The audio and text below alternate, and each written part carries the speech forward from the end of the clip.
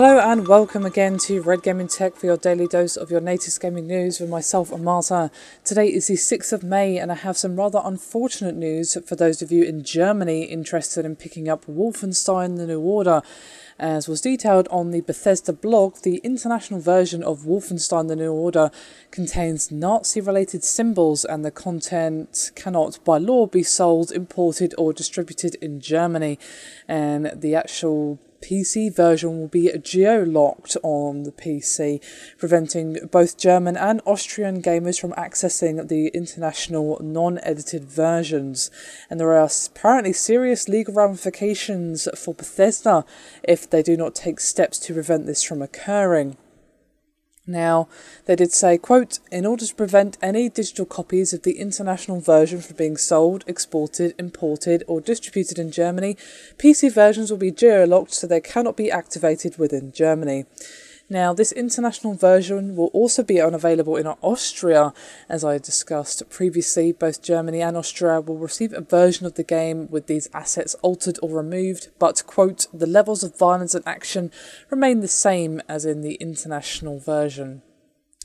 And Bethesda added, quote, "Wolfenstein The New Order is a fictional story set in an alternate universe in the 1960s. Names, characters, organisations, locations and events are either imaginary or depicted in a fictionalised manner. The story and contents of this game are not intended to and should not be construed as any way to condone, glorify or endorse the beliefs, ideologies, events, actions, persons or behaviour of the Nazi regime or to trivialise its war crimes, genocide and other crimes against humanity." So it kind of seems from what I'm reading that this isn't really something that Bethesda wants to do, but something that they have to do if they don't want to face serious legal ramifications that I discussed previously.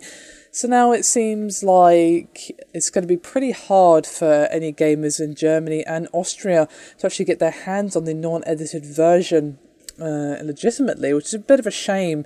And I think Bethesda is probably aware that this may encourage piracy on some people. I'm not saying it makes it right. No, I'm not saying that at all. I'm just saying that some people may seek that particular path because, well, they can't get their hands on the non-edited version legitimately.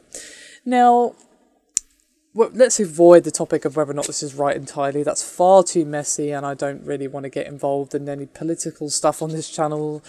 I'm just not even going to touch that topic with a 10-foot barge pole, but here's one thing I will say.